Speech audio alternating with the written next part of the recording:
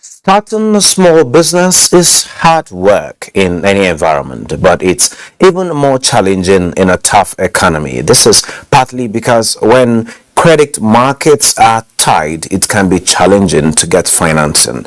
That's why small business owners must sharpen their business plans. To shed more light on how to build businesses in a struggling economy is an online business consultant and life coach, Silas Chukuma.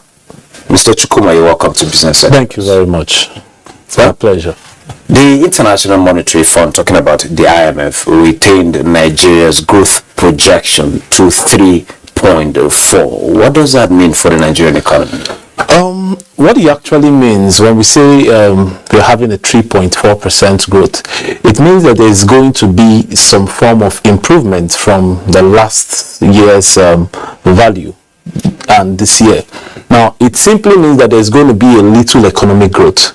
But we must not forget that the IMF, the statistics of the IMF on Nigeria alone, it's not, we cannot just take it independently, because if you look at the global IMF index, right, we are saying that there's going to be a downturn. As a matter of fact, globally, we expect that we should have about 3.2 from 3.2% to about 2.9%. Yeah. So if globally we are having a drop, right now, and Nigeria is having a little increase, we should expect that overall there's actually going to be a drop, and we are going to feel it.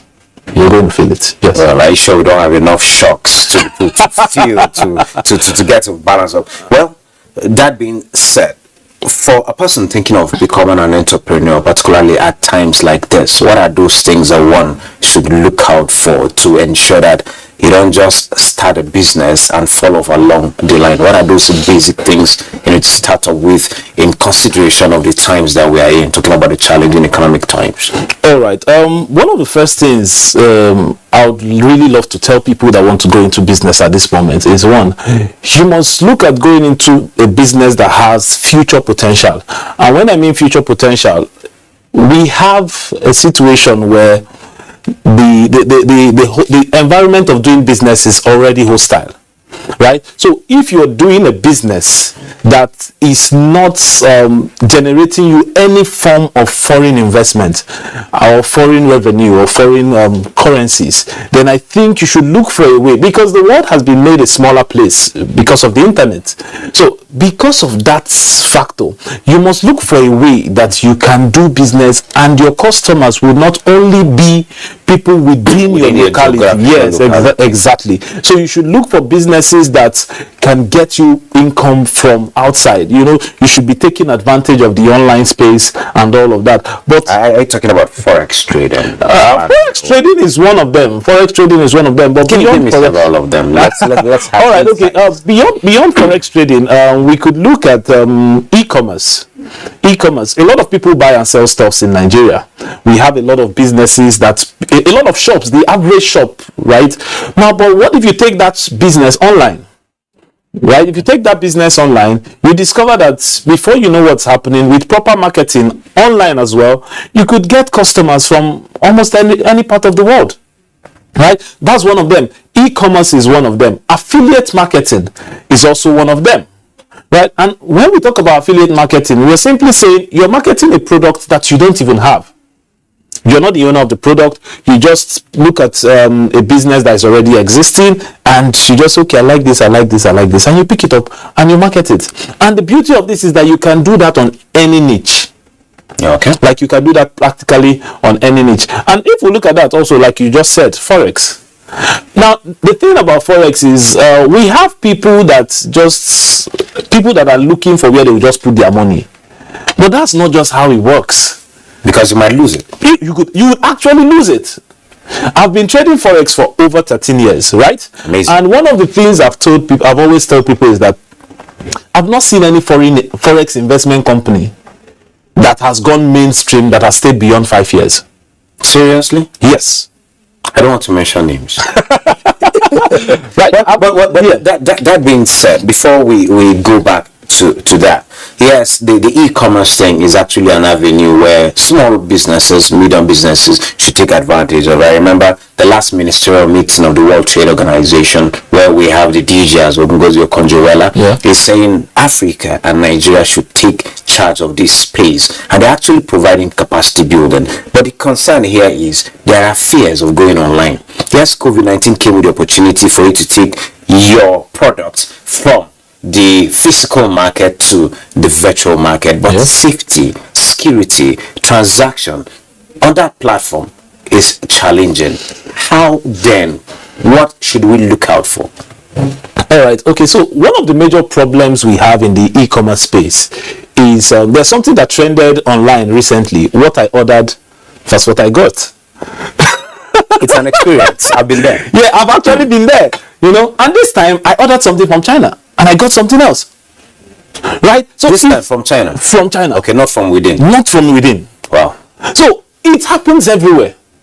Right? And another thing people need to understand is that when you see things online, it's actually high resolution image. So camera work, the camera work, a lot of editing, you an impression. This is the way it is. Do you understand? So, but the thing how is, do we get to solve this kind? It's a challenge. It's a problem. It's a problem. Though they will tell you, okay, if this product is bad, you have so period of time you can return it. But for such, does it apply most times? Of course, it does apply. But when you look at the rigors, what should you look out for to ensure you don't fall into such? Okay, now one of the things, if you're doing any business online, one of the things that is going to really help you, especially e-commerce, one of the things that is going to help you is getting your customers, your existing customer base, to give positive reviews. And if you want to buy anything on any e-commerce store, look out for reviews. Okay. Look out for reviews. When you see somebody say, it's just like when you try to buy something on Gigi and you go and you see that you are seeing comments from other people that have patronized this guy, that this guy is a wicked man, he doesn't pick call, he does this one, and you still go and buy something from that guy. That's a red light already, you know. So when you see that, you know that, man, I think I should look for another, agent or something. So most of the time when you want but to I've also seen it was a beauty pageant advertised online, where you had previous winners come to say, okay, I did this and I got this, but on verifying, you just discover that it's an in-house packaging. How can we check this? All right, now when it comes to the truth is, the online space is a world on its own, right? At that. So before you put your money, your one dime, into anything online, please do due diligence. Do due diligence. Make sure you have. I tell a lot of people, like, okay, some months ago, about 9-10 months ago, somebody sent me a message. He said, I want to do this business with this company. What do you think? And I normally don't do that for people because I would expect that you do your own due diligence. But I said, okay, for the sake of business closeness, I decided to do a background check. And when I did a background check, I called the guy. I said, see what I found out. This company is existing with a name of a company that already exists in the US. And from what I've seen, there is no form of affiliation. Wow. And this company was just recently registered about a month or 2 months ago, and the one in the US have existed for years. So what I can see is that this is a clone. Okay, be careful. And that was where I stopped. 8 months later, okay, of course, he lost the money he invested there, of course. So due diligence is a way. Due diligence is key. Okay, we often hear a lot of people say, do smart marketing, but start small to get to expand. How does that work in our environment? Okay, one of my mentors, we always say, start locally, but think globally. Good. And that's just the truth. And one of the reasons why you need to start locally is because, like I said, when you go on the online space, one of the things you need are good reviews. You need good testimonials. And you need content. That's all. What people want to see is, okay, this guy say he does this thing. What has he done before? Has he been able to? So I meet people that say, okay. And how long has he possibly been in the market? Exactly. And his success is recorded. Okay, a lady came to me, she just finished NYC, that she wants to go into a particular kind of business, and she has done the training, and she's going to, if she does the business for me, I will give her 120,000, but because she know me, I'll give her 60,000. That she wouldn't mind collecting 60,000. I asked her a simple question. I said, let's switch roles. You be here, let me be there, and let me offer you this. Will you pay me?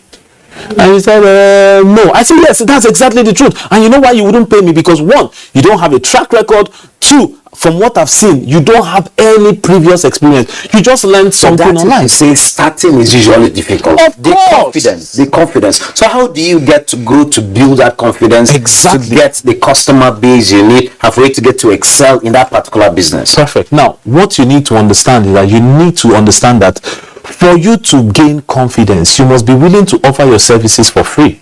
Wow. Okay. Yes. To start, you should be willing to offer your services for free. Okay, I run some online programs and I do them for free. One of this topic we are talking about now actually was on my Instagram live. I did it for free. Okay. I talked about these things for free. Starting businesses in a struggling economy. I talked about it for free. I was invited by one of my friends in the launch of his microfinance, and I talked about the same thing for free. Now I have a podium and I'm still talking about it for free. That's the way to start the business. That's exactly how to start. Thank you so very much, Silas Chukwuma, for sharing such deep insights. I'm sure whoever is about to start a small business or want to start big will think of starting small and exactly for free, then grow it over time. Yeah, you should be able to do that. And we'll get to talk more. All right. This. Next is our surviving COVID-19 series as put together by Hebosede Ebo.